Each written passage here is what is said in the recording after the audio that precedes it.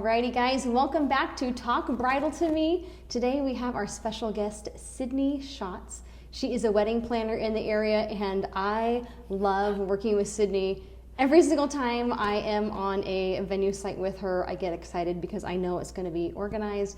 I know it's going to be fantastic. I know her brides are going to feel wonderful. So welcome to the show. Thank you. You're so welcome. much. So I just want to get started today and hear a little bit about you and how did you get started in the bridal industry? Sure. So I feel like a lot of people, it happened to me, like I hear a lot of people where it just came upon me serendipitously.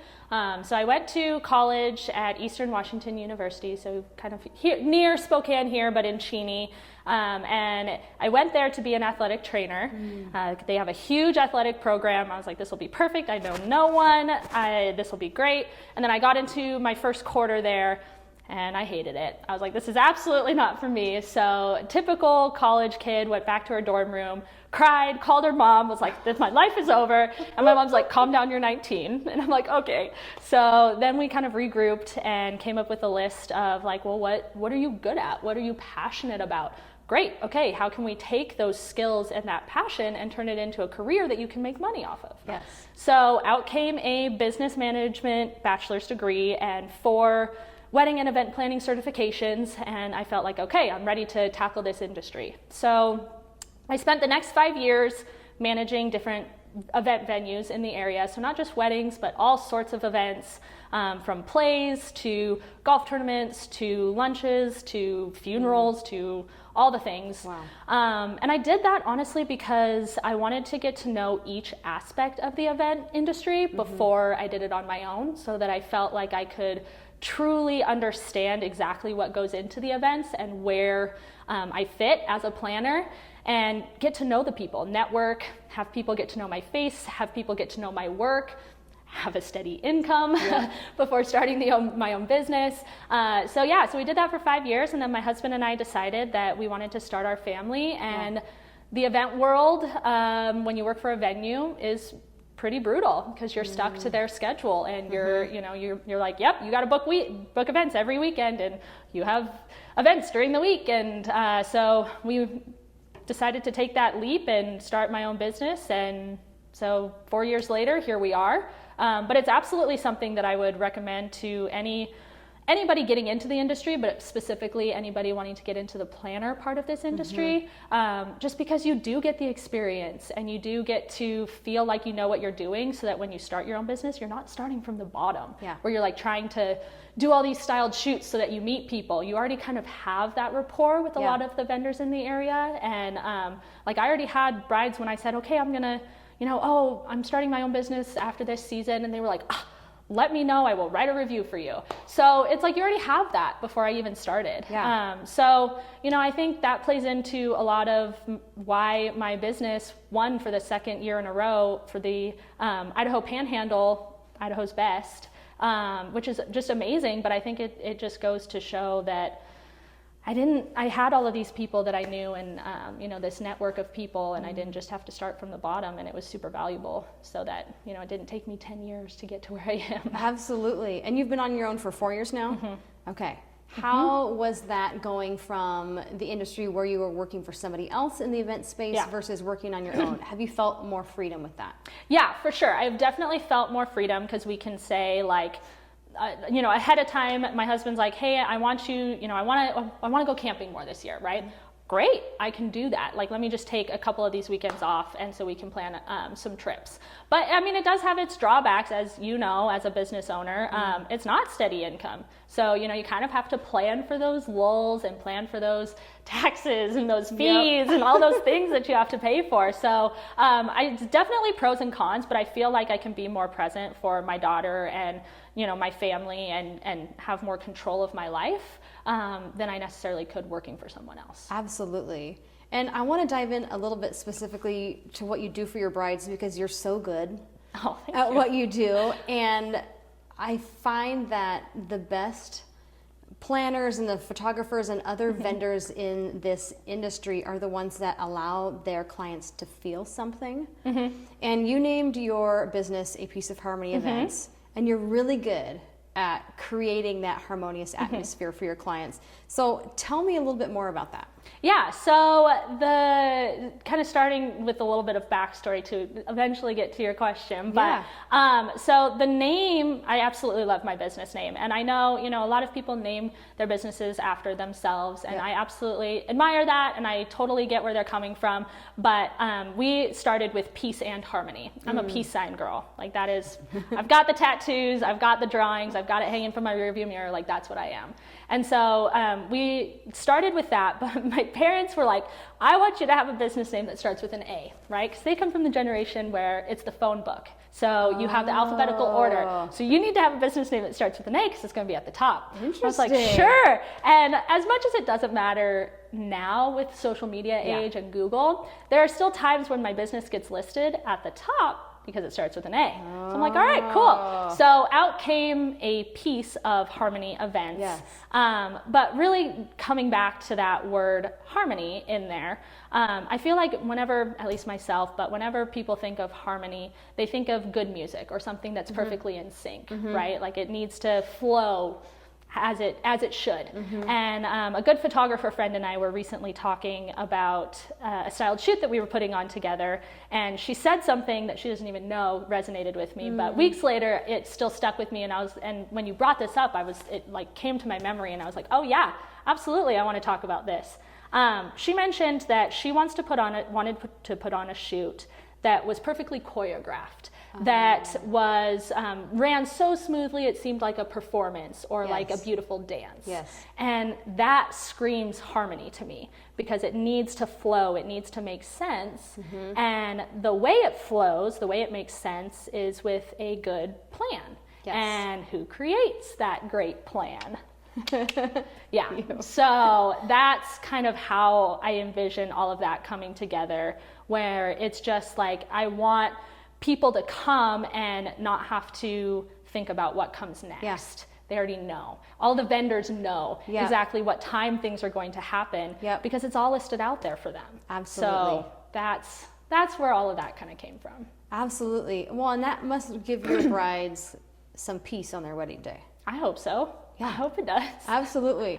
So when trying to create that harmonious atmosphere and that musical piece, so to speak, what are some of the steps that you go to? Say a client just inquires with you. What are kind of things that you do to create that atmosphere of peace? And do you have systems in place that really allow you to do that? Yeah. So I really want, like you say, I want my clients to feel at peace on their wedding day. I want them to have fun. And one of the most important things to me and what I tell all of my clients is that I want to help them plan an event. I don't want to, I already had my wedding, right? Like you already had your wedding. I want this to be their wedding. So I want to help them put together an event that is unique to them. I want them to have guests show up and be like, oh, absolutely, that was so-and-so to a T, because that's what makes the process enjoyable, right? That's what makes it fun. That's what makes them look back at the memories and be like, oh, I'm so glad we did that because that was so us. So, you know, our mission statement at A Piece of Harmony that took me all 4 years to kind of come up with is that we help authentic couples create unforgettable weddings through intentional and purposeful details and planning. So to do that, I want to make sure that my clients don't have to guess what's next in the process. I want them to make sure that they feel like I'm there as their resource, and most importantly as their guide. Just like I said, I already had my wedding. I don't need to tell them what style or how I can give them advice about what styles work well together or how to do a place setting. But I'm not here to say like, this is what you're going to do, right? I just want to guide them in that direction. And then they say, oh my gosh, Sydney, out of all of these options that you gave me, this is exactly what I want. And I go, perfect, let's make it happen. Absolutely. That's what makes it, I think, in my experience and what I hope my clients get out of it, fun and enjoyable, and that they're creating an event that is truly theirs and truly to them. So, you know, I just always want to make sure, like, whether you've booked my wedding day management package or my full planning package, I want to make sure that they know that my door is always open, even though that door is usually text message or email, as we all know. That I'm here to answer those questions, because you know, it can be overwhelming when you have so many people coming at you all at once or trying to give you their opinion. It's nice to have that one person that kind of funnels all of that information and kind of can help bring everything to light and make it all make sense. And funnel is a good word because I think they start with a big picture. Absolutely. And then they have to narrow it down. And it reminds me of like bumpers on a bowling lane. Yeah. Where you're trying to figure out the parameters and they're going from side to side and you're just trying to help them stay in the middle. Yeah. And I find that even a lot with my business where clients will come and say, I have no idea what I want. Or they're very specific in what they want, but you help them create that vision in accordance to them. Right. And it ends up being a perfect fit. Right. Absolutely. So say a client books with you, they book your full planning package. What's one of the first steps that you would walk them through? Yeah, so the first step that we would do is we would schedule what I call my design meeting.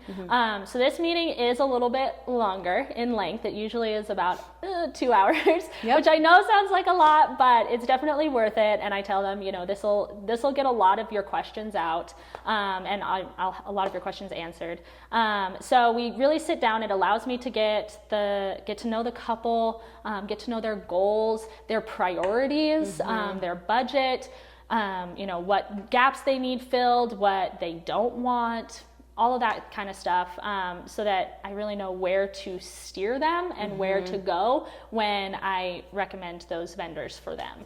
So they always tell me, clients come to me all the time and they say, well, one, either I don't know what I don't know, or two, they're like, this is my first time doing this. I don't know what I'm supposed to be doing. And I'm like, I know, I'm not expecting you to sit across from me and ask me all the questions. Like, that's not why you've hired me. Yeah. I like those meetings because it helps me to guide the conversation. Yes. So then I've done this over 150 times now. Like, let me tell you which direction we're going. Yeah. So then it really, I hope, and kind of what I end up seeing on their faces is that they do have fun with it. Yeah. And then it eases a lot of their concerns and their stresses because they're not being expected to ask those questions.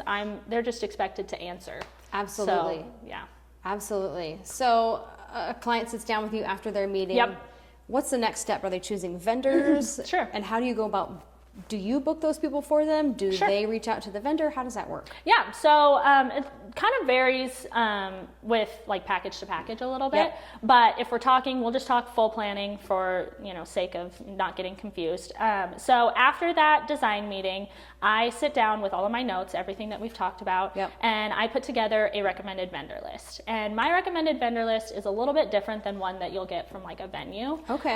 Just in the sense of like a venue's like, we've worked with all of these people, here you go, we know they're all great, right? But my job, and you know what I just spent the last 2 hours doing, is getting to know your vision, your budget, and your priorities. So I take all of those and I create the vendor list step by step, usually like 3 to 4, just kind of depending on the category, with contact information, Instagram handles, websites, all of that, and reasons why I chose those vendors for them, so that they know, oh, okay, so that's what that person is good at. Because it's not just like, you know, we always say in the wedding industry that, you know, we're not for every person, right? Like, my planning style is not for every person, and that's okay.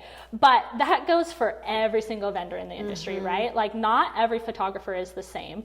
Not every makeup artist is the same. Not every florist is the same, just as some examples. So it's important to me that I pair those up so that it makes sense for the vendor and the client. Because if I'm giving them recommendations that don't match what that vendor can offer, then what's the point? Absolutely. So I want it to make sense for that vendor too, so that they go, oh my gosh, Sydney is recommending clients to me that are my ideal clients too. So then that makes that process more enjoyable for the vendor and the client. Yes. And when I know in the past when you've sent me clients, I know they're going to fit. Yes. And so that's always so nice because you've already done some of that filtering process. Right. And so working with wedding planners, I have heard from other people in the industry, I don't like working with wedding planners. And then there's me who's like, but you have to work with the right wedding planner. Sure. And that makes all the difference, and probably for your clients too. Yeah. Like recently I went on a meeting with, just you bringing that up reminded me, I went on a meeting with a client to meet a prospective photographer for them. Yeah. And I knew this photographer was right for them, right? Like I already knew going into this meeting, he did not need to sell himself. Yeah. So he's in this meeting, like working on selling himself, and this bride is like, no, we're good. Like we're good. And he's like, and she's like, no, I already know the answers to these questions because I've already talked to Sydney, like we're good. And like they were signed and booked by the end of the meeting. That's perfect. It's just, and then he contacted me, and it's like, it worked out great. He did their engagement shoot, and he's like, they're so fun and they're so great. And he really aligns with the kind of tech side of the groom and their lovely nerdiness. But I'm just like, I mean, you need to get to know those people, and you need to know the different vendors. Like networking is one of my favorite things to do. I will be your biggest hype person. I love it. I love working with so many people. So, but I want, it all to fit right. I want it to all be harmonious. Absolutely. I want it to all make sense and fit together. And that makes total sense. And I love that. I hope so. And I hope for other vendors in this industry to kind of have that approach, because I think if it was a bride coming in, they're often looking at the end result. And I know, especially being in makeup and seeing how it kind of works for a while and talking with different vendors in that industry, so much of it is the end result. So much is the Instagram picture, so much is it. But yet we do all these other things for our clients. And your end result is the wedding day and how they feel. How do you kind of set yourself apart from the other vendors in the industry, say another wedding planner? Like if you're talking to a prospective client, what kinds of things do you tell your prospective client? Hey, I do this for you that someone else might not. Yeah, so I really like to collaborate with people. I just kind of like what we've been saying is, I'm not here to tell you what to do and what to not do. I'm here to give you the ideas and go, okay, great. If that's what you want to do, here's what's going to need to happen in order to make that happen. So I set myself apart in the sense of, I'm not here to necessarily be a yes man, but I'm not here to necessarily also tell you exactly what you need to do. Absolutely. I want to collaborate with you so that we make this exactly what you're envisioning and that is unique to you. Because it's not something that I'll help you with my opinion and advice, but I don't need to be the one that's telling you exactly what color to choose. Absolutely. If you put two colors in front of me and you say, hey, do these work well together? I will absolutely give you my opinion, but I'm not going to say, I really don't like that color. Because if you love that color, great, let's make it work. Yeah, I love that. Yeah. And you've been in the industry for 9 years, so I know you have to have some funny stories. Yes. Please tell us a few. Okay. When you asked me this question, when you were beforehand emailed me, I was like, okay, I need to narrow this down. So I narrowed it down to two that I wanted to bring up. So the first one, both of these actually come from when I managed different venues. Because I don't know, like I see a lot of stuff now, but I don't know, when I was on the venue side, I felt like I could kind of step back a little bit and like watch stuff. So I felt like I got a little bit different experience. But so the venue that I was managing at the time, they still are in operation, but they're a private venue, so privately owned, private residence. The house is they still live on the property. So they only allowed beer and wine, right? Like most venues do. It's not out of the ordinary. Don't sneak your alcohol on, like, come on. I don't want to be the bad guy. But usually I was the one to be the bad guy because I was the nicer of, the staff members that could kind of talk to them, right? Okay, so this bridesmaid somehow got it past all of the staff. I don't know where she put it, but this bottle of Fireball, right? Okay, and I know that it was empty because we found it afterwards. I don't know if she drank it by herself or if she shared, but she certainly had the majority of it. So we get everybody out of the house to go up to the ceremony spot. And it was on top of a hill, so you had to kind of, a little bit of a walk, right? And so she walks past me out of the house, and I smelled it. And I was like, all right, this will be fun. It's fine, guys. This is a thing. This is a thing. It'll be fine. We'll just got to get through the ceremony, and then she can lay down or whatever. So we get up to the ceremony spot. I get everybody lined up, right? Like how you're supposed to be lined up, bridesmaids, groomsmen, whatever, we're good to go. okay, so I was like, okay guys, I'm gonna just tell the DJ, give him a thumbs up, tell him we're ready to go. So I go around, kind of had to look around the corner, and I said, okay, we're ready to go. I turn around, and this bridesmaid has plopped her butt on the ground, crisscross applesauce. Oh my gosh. And I was like, what you doing?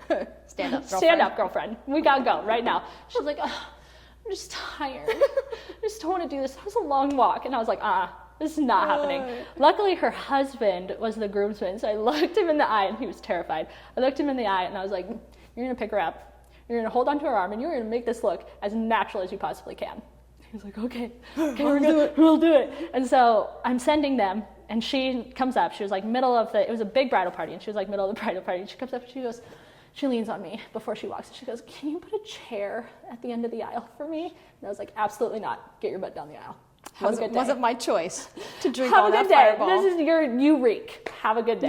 Yeah. So luckily she made it down the aisle. I don't even, honestly, this is so long ago, I don't even remember if she made it to the reception. I can't imagine that she did. But I'm just like, guys, come on.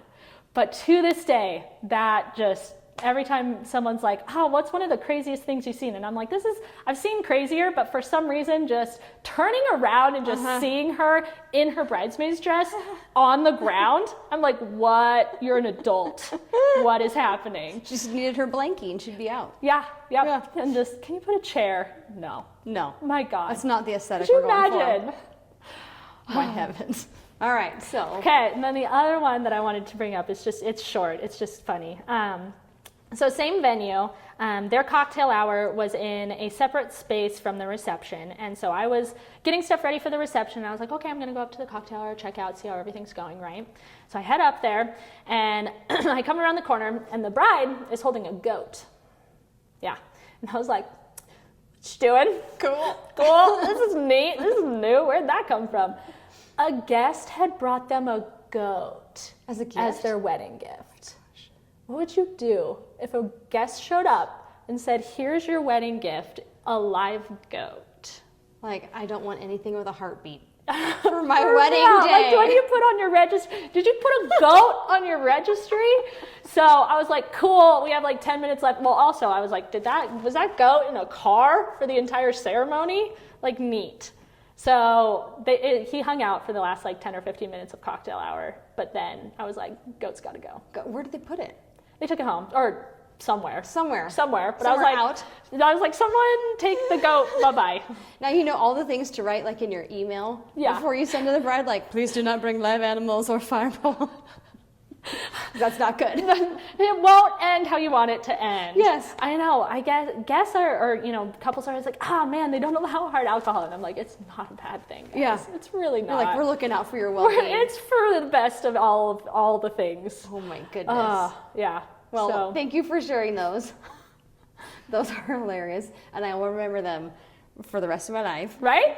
And you have an event coming up. Tell us a little bit about your event that you're doing in June. Yes, so I do have notes for that one because I wanted to make sure that I didn't miss any information. Yes. So Tiara Bruner and her husband, Cruz, own Firebrand Coca-Cola. Okay. So it's beautiful forest venue out on your way towards Sandpoint. And she came to me towards the end of last season because she felt like there was a hole in the wedding expo industry or world that she could fill, and she wanted some help bringing this idea to life. And I was absolutely honored that she asked me to do that.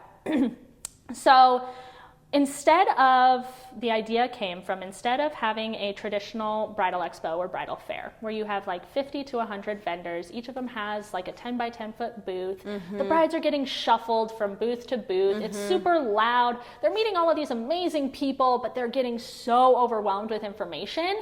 And then they're like, I don't know how you fit into my wedding day, but it was nice to meet you. Or just like it's just all of these things. So she's like, what if instead we brought that to life? We showed them exactly how these vendors fit into their day and exactly how a wedding day is supposed to go, and it really becomes an experience so that the vendors are able to truly show off exactly what they do and why they do what they do and why it's important to have those professional vendors there on your wedding day. So thus came the idea of what we ended up calling My Fake Friend's Wedding. So we want engaged couples, to come and be a wedding crasher at this event to gain ideas for their own weddings and experience these vendors and meet these vendors in person. So we are hosting a very real vow renewal. This couple that we have has been married for just over 5.5 years. They have 4 kids. Wow. They are wonderful. They just want, they wanted a reset on their marriage. We've had a lot going on, and we want to kind of just start it over and start fresh. And this came along for them, and they came along for us, and we were like, let's do it. This will be great. Perfect. So we want to walk people through the whole experience. So they show up, they check in with us, and they get an informational booklet. So instead of having business cards at every single booth, right? And then you just throw it into your little pack, and then you lose them. Or you're like, oh, this looks great, and then someone bumps your arm and you drop it. And there goes that business card. We have a booklet with everybody's information. It's all their contact information. It's all about them, like what they do, what they specialize in, a picture of their face so they know who they're talking to. Yes. And then also what they've created for this night, what that pricing kind of looks like. Because I think one thing for our wedding industry as a whole that is important is education. Yes. And again, couples don't know what they don't know. Yep. So let's tell them what they should know. So we aren't being like, this is exactly what you're going to pay, but just like, hey, what you see here, this is kind of what that cost is going to look like if you want to do something like that. Oh. So they arrive, they get this booklet, they get a welcome drink, they get kind of escorted towards the ceremony area. They watch a very real ceremony by a wonderful officiant that we have in the area. And then they go back and they enjoy dinner. We have 2 different caterers that are going to have a sampler platter. So they get an array of different foods. We have 3 different desserts that are very different from each other, so that they can be like, oh, I like the cupcakes and the cakes, or maybe I want pie. So we have all of those different options for desserts. And then we have photo booth experiences, 2 different photo booths. We have a dance show. The couple is redoing their first dance along with a whole dance company that's putting on a performance. We have a DJ and a live musician to kind of put on some music as well, and really just a dang good time. Yeah. Come out, meet some other couples, get some great ideas, be a VIP and get a cool swag bag. Yeah. So we have 2 photographers, and they're actually doing same day edits. So they're photographers that have very different styles, and they're going to go through and take photos of the day and then edit them so couples can be like, oh, that's what it looks like on the table. That's what it looks like in a photo, edited 2 different ways, so that they know what they want before they even inquire. So it's something that we felt like the Inland Northwest was missing, like we could create. Yep. It's definitely a one-of-a-kind experience. It's not something we've seen in this area. In the first 3 weeks of ticket sales being live, we've already sold 20%. Wow. So we would love to sell it out. June 1st, it's a Thursday night. 5:45, doors open. Should be done about 8:30. So not even 3 hours worth of your time. Perfect. And you get a great date night. Absolutely. Where can people get tickets? Yeah, so ticket link is on all of our Instagrams. It's through Eventbrite. So we do have My Fake Friend's Wedding Instagram, so you can go there. Ticket link's right there. Ticket link is in my bio. Ticket link is in Tiara's bio for Firebrand. All of our vendors have been amazing about pushing the event. We have 26 vendors so far. Wow. So it's going to be an awesome event. We're really excited. And what a fun experience for people to be able to go and see. Because I think you're right. There is a hole in the industry where it was nice to see a whole collaboration instead of getting these samples from everybody and then being overwhelmed. Yeah. That's genius. Yeah, I feel, and it's like, and I've done the bridal expos. I love the bridal expos. But by the time, people get through those first 15 or 20 and get to my booth, their eyes are already glazed over, and they're like, this sounds great, but I just forgot the last 15 minutes of my life. Yep. So it's a lot, it's overwhelming, but hopefully this way they walk through it and they experience it, and then they can go, okay, I know, I have a better idea of what I want to do for my wedding and why it's important to hire these kinds of vendors, how they enhance the experience as coming from a guest perspective too. Absolutely. And we'll put all the links for that in the show notes so that people can go and click a direct link. Anything else that you want to add today? Oh gosh, no, I just really appreciate you having me on. It's been awesome. It's been a lot of fun. I absolutely love this industry. I love these kinds of things, this networking. I love what I do, and I'm super excited to be able to do it for a very long time. Wonderful. Well, thank you so much for joining us today. Yeah, thank you.